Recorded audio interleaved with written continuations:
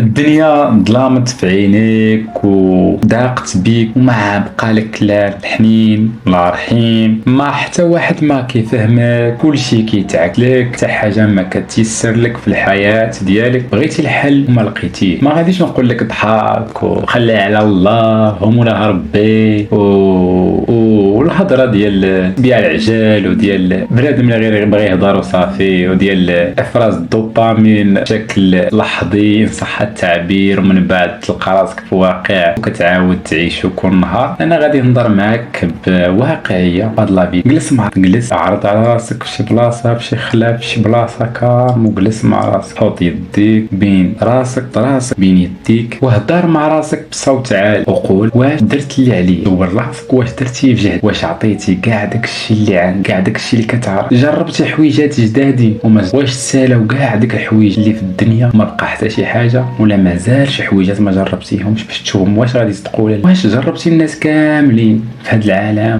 كلهم خذلوا، ولا جربتي غير واحد العشرة ولا خمسة ولا واحد الشخص؟ واش جميع الحلول درتيهم للمشكل اللي عندك وما تحل، ولا جربتي غير حل واحد وما لقيتيش وبقيتي بلاصه؟ واش اصلا جربتي انك تلقى الحل للمشكل ديالك، ولا غير قلتي اصلا مشكلتي ما عندهاش الحل؟ جلس مع راسك وسول راسك وحط النقاط على الحروف وجاوب راسك على الاسئله اللي غادي كونوا صريحين، حيتاش غتسول راس براس، ما غاديش يكون طرف ثاني داخل في العلاقه ديالك بينك وبين راسك اللي غتقطر انك تكذب عليه وتنافس. غتكون بينك وبين راسك غتسول راسك وغتجاوب راسك بصراحه، وخليك صريح مع راسك وقول واش انك ما درتيش اللي في جهدك، مازال بزاف الحوايج ما درتيهمش، مازال بزاف ديال البيبان ما دقيتيهمش، مازال بزاف ديال البلدان ما مشيتي لهمش، مازال بزاف ديال الناس ما تعرفتيش عليهم، مازال بزاف ديال لي نيفو اللي ما واصلهمش، مازال بزاف الحويجات ناقصينك باش انك تلقى داكشي اللي بغيتي. واقيلا كان فيك المشكل، واقيلا انت هو المشكل، واقيلا فيك حويجات غالطي، واقيلا خصك تدل، واقيلا انت هو السبب ديال هادشي اللي وقع لك وماشي الطرف الاخر، واقيلا الطرف الاخر غير بغيتي تلومو وبغيتي تلوح عليه، يعني الفشل ديالك، اما السبب الوحيد والشخص الوحيد اللي كيتحمل المسؤوليه هو انت. حاول انك تجلس مع راسك وتكون صريح مع راسك، جلد راسك براسك وكون قاسي في الجلد، لكن وبكي الا بغيتي تبكي ما شافك حتى دموعك،